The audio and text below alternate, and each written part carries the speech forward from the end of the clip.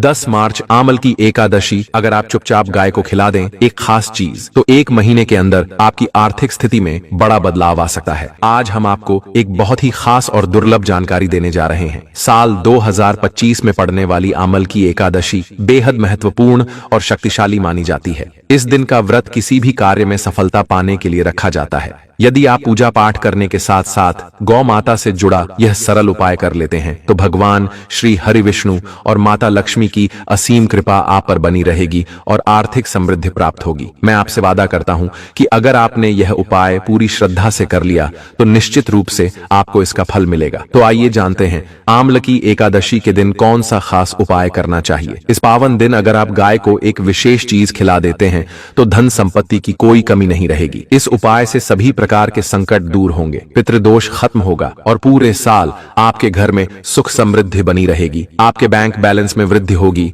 तिजोरी कभी खाली नहीं होगी और धन की बरकत बनी रहेगी। अगर आप इस उपाय को करते हैं, तो गरीबी का पूरी तरह नाश हो जाएगा। कहते हैं कि गाय में 33 करोड़ देवी देवताओं का वास होता है और जब कोई व्यक्ति सच्चे मन से गौ सेवा करता है, तो उसे इन सभी देवी देवताओं का आशीर्वाद प्राप्त होता है। इससे घर में कभी अन्न, वस्त्र और धन की कमी नहीं होती। इस शुभ दिन पर स्नान करके श्री हरि विष्णु और माता लक्ष्मी की पूजा करें। यदि आपके पास आंवला का वृक्ष है, तो उसकी भी पूजा करें। अगर आंवला उपलब्ध न हो, तो तुलसी के पौधे की पूजा भी की जा सकती है। हिंदू धर्म में कई एकादशियां होती हैं, लेकिन माघ माह 2025 में पड़ने वाली आमल की एकादशी को सर्वश्रेष्ठ माना गया है। इस दिन दुनिया भर के भक्तजन व्रत रखते हैं और श्रद्धा के साथ पूजा अर्चना करते हैं। तो दोस्तों, अगर आप इस दिन गौ माता के लिए यह सरल लेकिन बेहद प्रभावी उपाय कर लेते हैं, तो निश्चित ही आपके जीवन में धन, वैभव और सुख शांति बनी रहेगी। गौ माता की पूजा की जाती है, लेकिन इनमें सबसे अधिक महत्व आमल की एकादशी का माना जाता है। शास्त्रों और वेद पुराणों में साफ लिखा गया है कि इस महीने की एकादशी यानी आमल की एकादशी भगवान श्री हरि विष्णु, धन की देवी माता लक्ष्मी और कुबेर देवता का आशीर्वाद प्राप्त करने का सबसे शुभ अवसर होता है। इस दिन भगवान विष्णु और माता लक्ष्मी प्रसन्न होते हैं और अपने भक्तों पर कृपा बरसाते हैं। कहा जाता है कि आमल की एकादशी के दिन चंद्रमा अन्य दिनों की तुलना में सबसे अधिक प्रकाशमान होता है। इस दिन श्री हरि विष्णु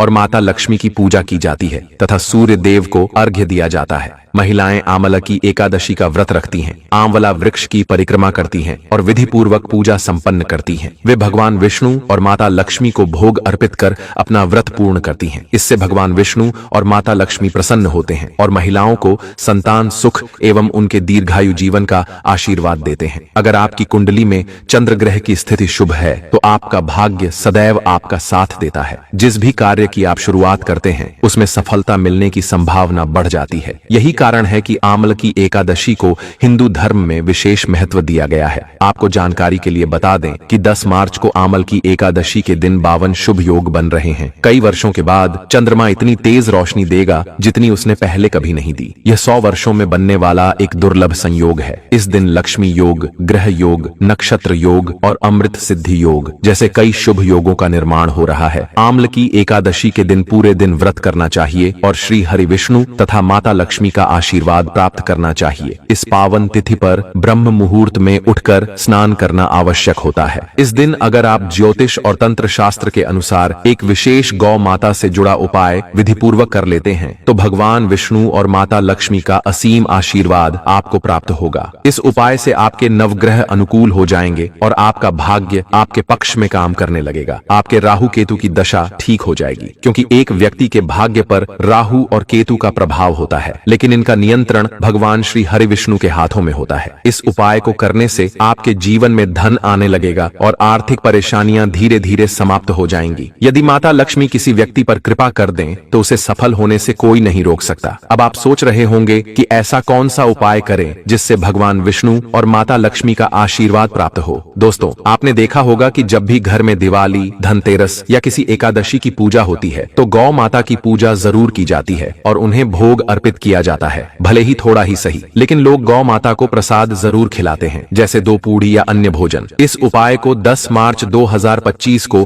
आमल की एकादशी के दिन करना चाहिए। इस दिन सूर्य देव को अर्घ्य देना चाहिए और विधि विधान से पूजा करनी चाहिए। साथ ही आंवला के पेड़ की परिक्रमा अवश्य करनी चाहिए। जो भी भोग बनाया गया है, उसे किसी पवित्र नदी के घाट पर अर्पित करें और आंवला के पेड़ के नीचे घी का दीपक जलाएं। आंवला के पेड़ की 7 बार परिक्रमा करना आवश्यक है, लेकिन यदि संभव हो तो 21 परिक्रमा करें, क्योंकि आंवला के वृक्ष में साक्षात भगवान विष्णु और माता लक्ष्मी का वास माना जाता है। यह बहुत ही सरल और प्रभावी उपाय है। तो दोस्तों, इस उपाय से आपके घर में सदैव धन धान्य की भरपूरता बनी रहेगी और जीवन के सभी दुख, दर्द और संकट समाप्त हो जाएंगे। इस वीडियो में हम आपको एक खास और महत्वपूर्ण चीज के बारे में बताएंगे, जिसे आमलकी एकादशी के दिन गौ माता को अवश्य खिलाना चाहिए। इसलिए वीडियो को पूरा ध्यान से देखें। यदि आप इसे बीच बीच में छोड़कर देखेंगे या अधूरी जानकारी लेंगे तो इसका लाभ नहीं मिलेगा और पूजा का फल भी प्राप्त नहीं होगा। भगवान श्री हरि विष्णु और माता लक्ष्मी का आशीर्वाद पाने के लिए इस उपाय को विधिपूर्वक करें। इस वीडियो में हम आपको गौ माता से जुड़े कुछ ऐसे उपाय बताने जा रहे हैं जिनसे आपके जीवन के सभी संकट दूर होंगे और हर प्रकार की बाधा समाप्त होगी। आपके जीवन में अपार धन संपत्ति आएगी और आर्थिक परेशानियों से हमेशा के लिए मुक्ति मिलेगी। यदि आप इस उपाय को सही तरीके से करेंगे तो आपकी किस्मत चमक उठेगी और धन प्राप्ति के योग्य बन जाएंगे और जीवन में सदैव धन धान्य की भरपूरता बनी रहेगी। आपके घर में कभी भी धन और वस्त्र की कमी नहीं होगी। तो दोस्तों, यदि आपने अब तक कमेंट में जय गौ माता, जय श्री हरि विष्णु और जय माता लक्ष्मी नहीं लिखा है तो अवश्य लिखें। आज की इस वीडियो को पूरा देखें, क्योंकि यदि आप चाहते हैं कि आपके परिवार पर सदैव गौ माता की कृपा बनी रहे, पितरों का आशीर्वाद प्राप्त हो और देवी देवताओं की कृपा बरसे, तो यह वीडियो आपके लिए बहुत लाभदायक साबित होगी। यह एक दुर्लभ संयोग है जो पूरे 500 वर्षों के बाद आया है। यदि आप इस अवसर का लाभ उठाना चाहते हैं और यह सुनिश्चित करना चाहते हैं कि आपकी 7 पीढ़ियों तक कोई आर्थिक परेशानी न हो, तो इस वीडियो को ध्यान से देखें। वीडियो को आगे बढ़ाने से पहले आपसे अनुरोध है कि इसे लाइक करें और कमेंट बॉक्स में सच्चे मन से जय गौ माता जरूर लिखें। इससे गौ माता की कृपा आपके परिवार पर बनी रहेगी। साथ ही इस वीडियो को अधिक से अधिक लोगों तक शेयर करें ताकि वे भी इस जानकारी का लाभ उठा सकें और अपने जीवन में सुख समृद्धि प्राप्त कर सकें। आपको बता दें कि आमलकी एकादशी के दिन तीर्थ यात्रा और स्नान बहुत फलदायी माना जाता है। यदि किसी कारणवश तीर्थ स्थल पर जाकर स्नान करना संभव न हो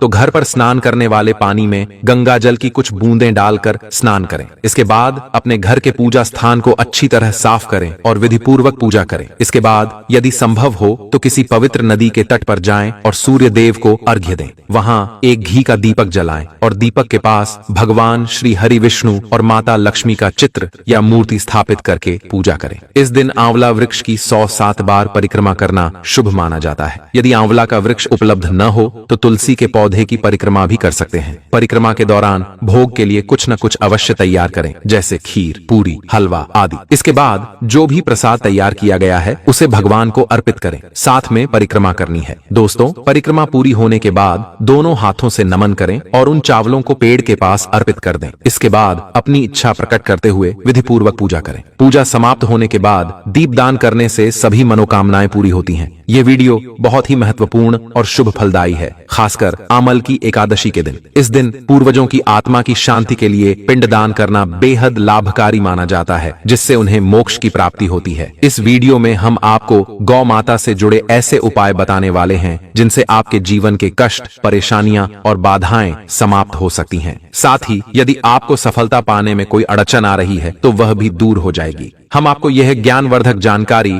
निःशुल्क प्रदान कर रहे हैं, जबकि ऐसी बातें आमतौर पर पैसे लेकर बताई जाती हैं। लेकिन ज्ञानवर्धक टेल्स का उद्देश्य जनहित में सेवा करना है। इसलिए यदि आपको यह जानकारी उपयोगी लगती है तो इस वीडियो को लाइक जरूर करें। साथ ही आपसे अनुरोध है कि अपनी राशि कमेंट बॉक्स में जरूर लिखें ताकि हम आपकी राशि के अनुसार कुछ विशेष उपाय बता सकें जिससे आपको अधिक लाभ हो। यदि राशि नहीं जानते तो अपना नाम भी लिख सकते हैं और साथ में जय गौ माता अवश्य लिखें। अब आपको आमलकी एकादशी का एक बहुत ही प्रभावशाली उपाय बताते हैं जिसे करना बेहद शुभ माना जाता है। इस उपाय को करने से पहले इसे लाइक जरूर करें। शाम के समय आंवला के पेड़ के नीचे सरसों के तेल का चौमुखी दीपक जलाना है। दीपक आटे का बनाएं और उसमें लाल कलावे की 4 बातियां लगाएं। दीपक जलाने के बाद उसमें 2 साबुत लौंग डाल दें। इसके बाद अपनी मनोकामना मन में कहें और दीपक को वहीं जलता हुआ छोड़ दें। दें। इस उपाय से आपके जीवन में चमत्कारी परिवर्तन देखने को मिलेगा। यदि आपने अभी तक ज्ञानवर्धक टेल्स को सब्सक्राइब नहीं किया है तो अवश्य करें, ताकि आपको आगे भी ऐसी ज्ञानवर्धक जानकारी सबसे पहले मिल सके। यह गौ माता से जुड़ा उपाय अत्यधिक प्रभावशाली है, इसलिए इसे अवश्य अपनाएं। बहुत ही लाभकारी उपाय बताया गया है जो आपको अवश्य लाभ देगा। अब बात करें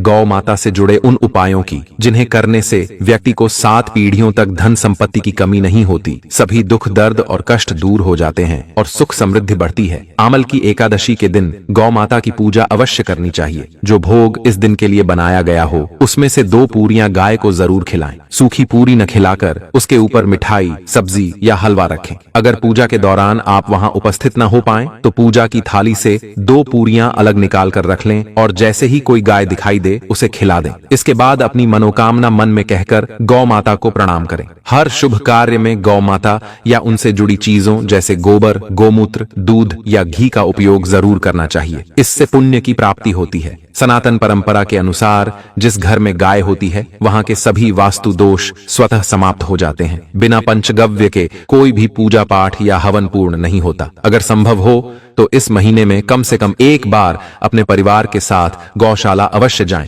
और वहां गायों को हरा चारा खिलाएं। इससे सभी प्रकार के वास्तु दोष शांत हो जाते हैं। ज्ञानवर्धक टेल्स कभी भी गलत जानकारी नहीं देता। हमारे द्वारा बताए गए सभी नियम यदि विधि पूर्वक किए जाएं तो वे 101% प्रभावशाली सिद्ध होते हैं और दोषों का निवारण करते हैं। गर्मियों में गौ माता को पानी पिलाएं और सर्दियों में गुड़ अवश्य खिलाएं। खासकर आमल की एकादशी के दिन गौ माता को गुड़ खिलाना बहुत शुभ माना जाता है। गर्मियों में गाय को गोदना खिलाने से भी लाभ होता है। गौ माता से कई शुभ और अशुभ संकेत भी जुड़े होते हैं। यदि दूध दुहते समय गाय अचानक ठोकर मारकर दूध गिरा दे तो यह अशुभ संकेत माना जाता है। वहीं यदि यात्रा पर निकलते समय कोई गाय अपने बछड़े को दूध पिलाती हुई दिख जाए तो यात्रा सफल होती है। रात्रि में गाय की हुंकार सुनाई देना भी शुभ संकेत माना जाता है। इससे यह संकेत मिलता है कि आने वाले समय में घर परिवार में सुख समृद्धि बढ़ेगी। दोस्तों, आमल की एकादशी के दिन और इस पूरे महीने में आपको गाय के साथ किसी भी तरह का अनुचित व्यवहार नहीं करना चाहिए, क्योंकि यह घोर पाप माना जाता है।